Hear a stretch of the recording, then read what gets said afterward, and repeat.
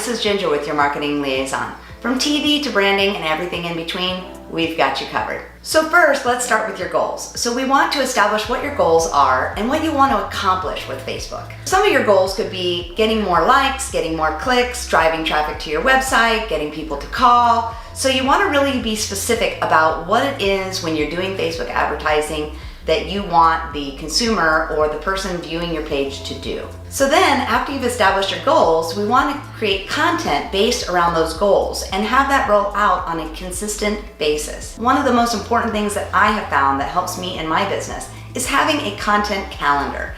So every week we have a quote, we have a shared piece of marketing material that would help you with your business.